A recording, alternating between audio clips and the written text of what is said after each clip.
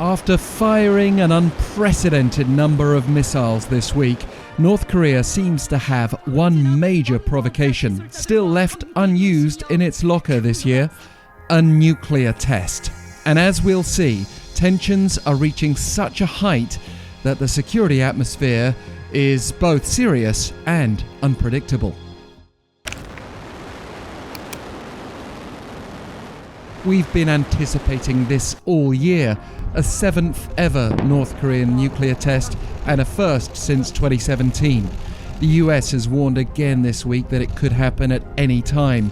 South Korean intelligence agrees that the North has completed preparations for a nuclear test, having previously predicted that it may happen by November 7th, before US midterm elections.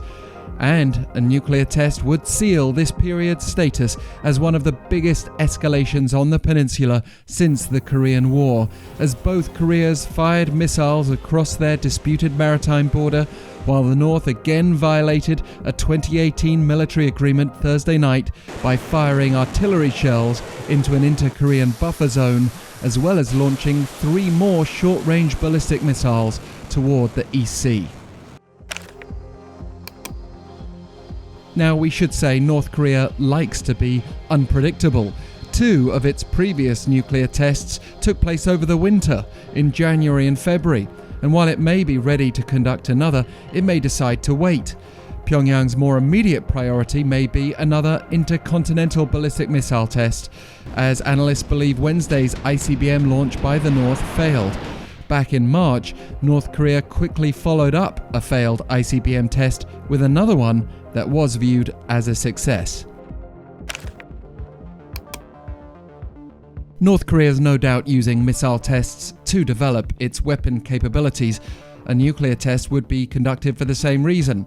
It's also clear the North's reacting to joint South Korean-US military drills.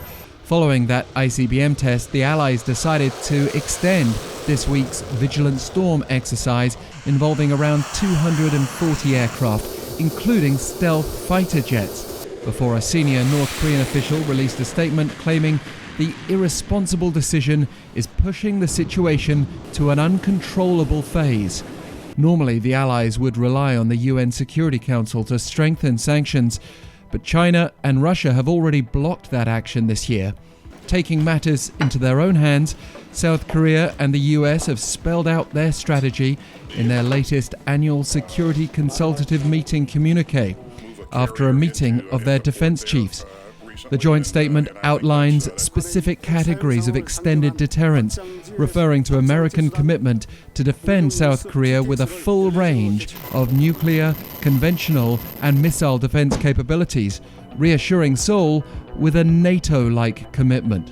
And for the first time, the SCM statement includes the threat by US Secretary of Defense Lloyd Austin that any nuclear attack by the North against the US or its allies and partners will result in the end of the Kim Jong-un regime.